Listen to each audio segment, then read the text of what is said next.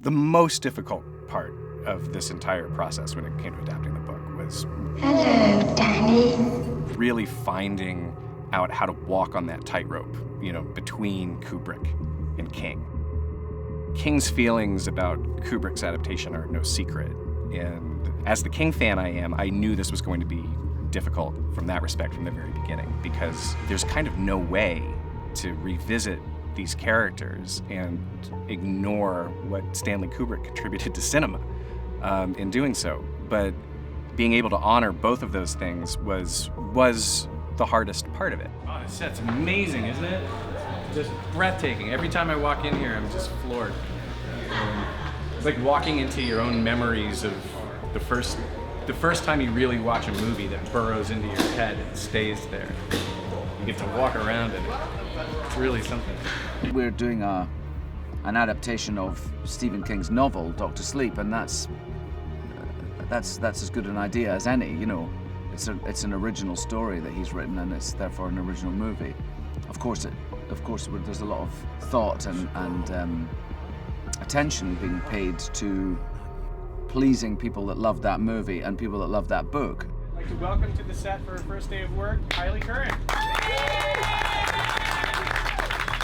Dr. Sleep clears up a lot of questions and gaps in The Shining.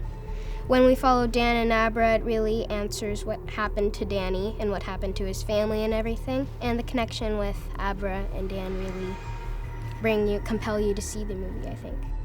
Well, hi there. Get out of my head! Get out! Mike has a book. Mike introduced me to this book, which is basically all of his shots. He's that bloody prepared that he knows the angles, he knows the shots, he knows what he needs for editorial purpose. Now, this might scare some people and actors because you think, well, then what am I doing here? Where is my creative aspect in it?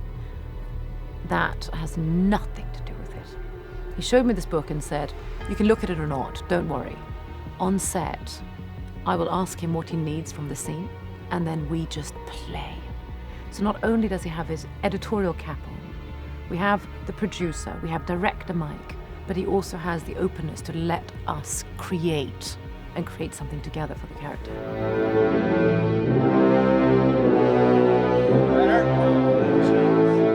I think the stuff that it brings with it, it could have been baggage if somebody had done it that it wasn't good, but instead it's a dividend. It enriches. And I don't know about anybody else, how anybody's going to feel about it, but for me, it was great to go back to the Overlook. Come and play with us forever and ever.